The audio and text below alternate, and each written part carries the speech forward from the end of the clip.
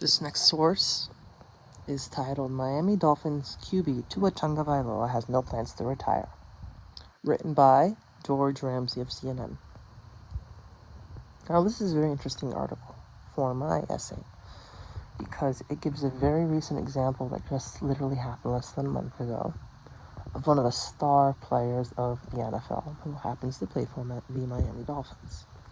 This player has a history of suffering concussions, and it's interesting because this player has suffered multiple potential career-ending concussions. His concussions actually didn't even start in the NFL, actually started before his time in the NFL. But in the 2022 season, week 4 against the Bengals, actually week 3 against the Bills, before they faced the Bengals, he suffered a concussion. The very next week, even though he suffered a concussion, he was let to go and play on the field. He went and suffered another concussion. When he suffered that concussion, his hands were twitching, his eyes were twitching, he basically was paralyzed for the moment.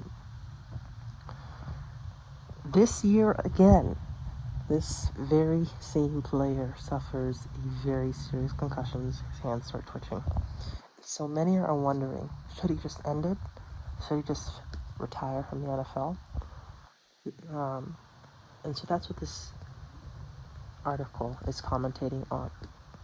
Now, you have to be realistic. You have to understand that these players love their sport, and they'll do anything to continue to play it as long as they can. And so I'm assuming the player wants to keep playing. But in terms of his health, it probably is best that he does not continue and does retire.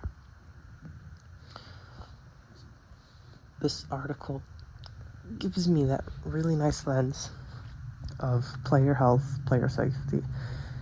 It also gives me an understanding of how the NFL is gonna deal with this situation. Will it protect the player from themselves, or will it let the player just go back into the game and suffer a potential life-threatening injury once again?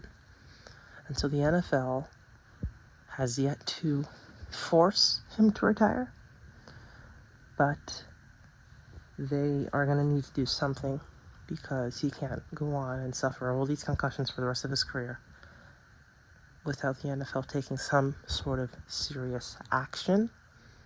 And so this article really gives me that viewpoint and that lens for my article, which is very unique.